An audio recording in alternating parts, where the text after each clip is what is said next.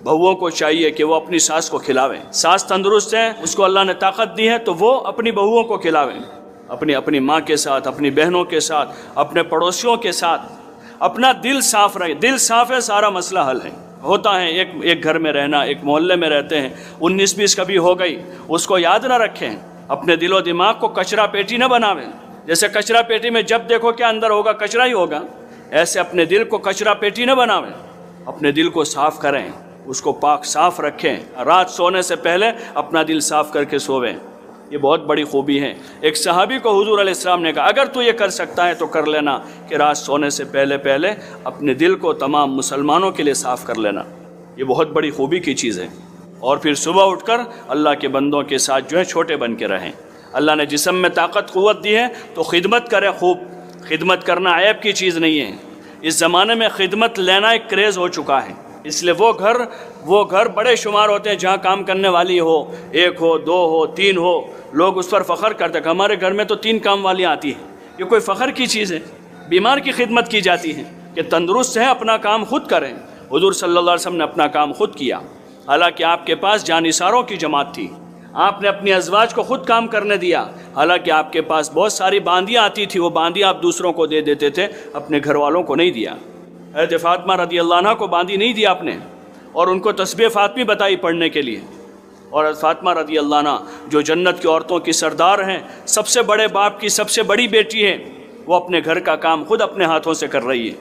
اس وقت یہ بڑا مسئلہ بنا ہوا ہے. ایک زمانہ تھا ہمارے یہاں کہ لوگ محبت سے مل جل کر رہتے تھے. 5 سال 10 سال 15 سال 20 سال تک بہو اپنی ساس کی، اپنے خسر کی خدمت کرتی تھی اور محبت کے ساتھ رہتے تھے.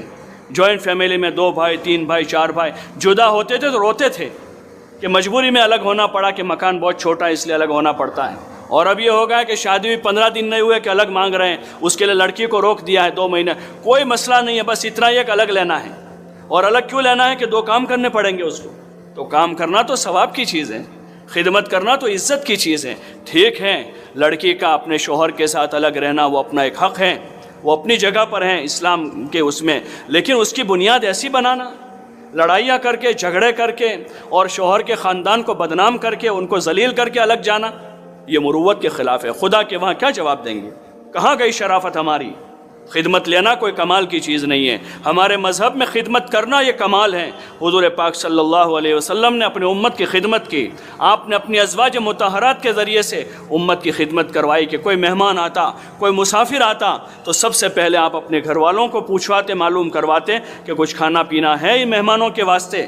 تو ازواج مطہرات اپنے گھر کا کھانا ان کو دے دیا کرتی تھی. کوئی حاجت مند آ جاتا تو ازواج مطہرات اپنا کپڑا ان کو دے دیا کرتی تھی. اور خدمت کرتے تھے لوگ اپنی جان سے بھی، اپنے مال سے بھی. خدمت لینا کوئی کمال کی چیز نہیں ہے. اللہ نے طاقت قوت دی ہے، اپنے کام خود کریں، اپنے گھر کا کام خود کریں. اس میں صحت ہے، تندرستی ہے، اس میں محتاجگی نہیں ہے. اپنی بیٹیوں کو نصیحت کریں کہ بیٹا 2 کام کرنے سے تم کمزور نہیں ہو جاؤ گی، بلکہ خدا تمہیں اس کا اجر دے گا.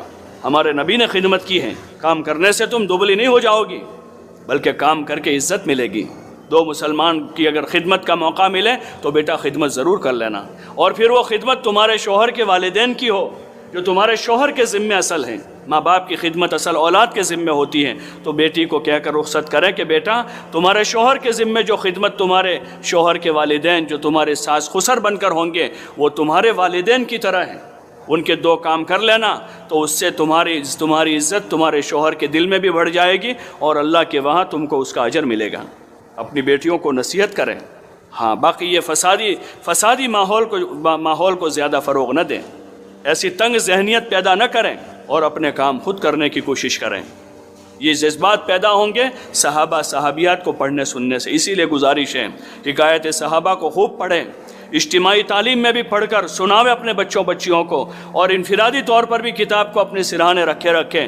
جہاں 5-10 منٹ کی فرصت ملے صحابہ کی زندگی کو پڑھیں، ازواج مطہرات کی زندگی کو پڑھیں، اور حضور صلی اللہ علیہ وسلم کی بیٹیاں حضرت فاطمہ، حضرت زینب، حضرت ام کلثوم اور رقیہ رضی اللہ تعالی عنہن اجمعین کی زندگیوں کو پڑھیں. ان کی نماز کیسی تھی، ان کا تقوی کیسا تھا، ان کا اللہ کے ساتھ تعلق کیسا تھا، ان کا راہ خدا میں خرچ کرنا کیسا تھا، ان کا پردہ کیسا تھا، اور ان کی خدمت کیسی تھی امت کی کہ انہوں نے کیسے حضور کی امت کی خدمت کی. انہوں نے حضرت خدیجہ نے اپنا سارا مال لگا دیا اور دیگر ازواج مطہرات نے اپنے، حالانکہ وہ اپنے گھروں کی بڑی بیٹیاں تھیں، بڑے بڑے باپ کی بیٹیاں تھیں. حضرت ابوبکر رضی اللہ عنہ کی بیٹی تھی حضرت عائشہ، حضرت حفصہ حضرت عمر کی بیٹی تھی، حضرت ام حبیبہ ابو سفیان ابن حرب کی بیٹی تھی جو مکہ کے بڑے سردار تھے، اور حضرت صفیہ جو تھے وہ یہودی سردار کی بیٹی تھی. ایسا نہیں تھا کہ غریب گھرانوں کی آئی تھی اس لیے انہوں نے فقر و فاقہ کی زندگی گزار لی، بلکہ وہ بڑے باپ کی بڑی بیٹیاں تھیں. ان کے جیسے باپ قیامت تک کسی کو نصیب نہیں ہو سکتے ہیں. ہاں، اس لیے اپنی بیٹیوں کو تواضع سکھاویں، ان کو سادگی کا سبق پڑھاویں تاکہ وہ خوشحال رہے ہمیشہ. ہم تو یہی سن رہے تھے ابھی تک کہ پرانے زمانے کی ہماری مائیں جو تھی وہ اپنی بچیوں کو باسی کھانا کھلاتی تھی کبھی کبھی، کہ پتہ نہیں یہ جس گھر میں سامنے جائے گی وہاں اس کو سکھ دکھ نصیب ہوا تو وہاں یہ خوش رہے اور وہاں اس کی وہ وہاں پر پریشان نہ ہو. ان کو پھٹے پرانے کپڑے پہناتی تھی بیٹیوں کو اپنے گھر میں جان بوجھ کر کہ سامنے شادی کر کے جائے گی، پتہ نہیں زندگی کے حالات کیسے رہتے ہیں، تاکہ بیٹی کبھی دکھی نہ ہو جاوے. اور اس بیٹی کو تھوڑے حالات سے اپنے گھر میں گزارتی تھی، اس کے پاس کام کرواتی تھی، اس کو کبھی کبھار ڈانٹتی پیٹتی تھی کہ بچی باغی نہ ہو جاوے، آوارہ نہ ہو جاوے. یہ کوئی محبت ہے کہ بچیوں کو خواہشات کا عادی بنا دیا جاوے اور مال پیسوں کی محبت ان کے دلوں میں بٹھا دی جاوے؟ یہ ان سے محبت نہیں ہے بلکہ یہ ان کے ساتھ دشمنی ہے.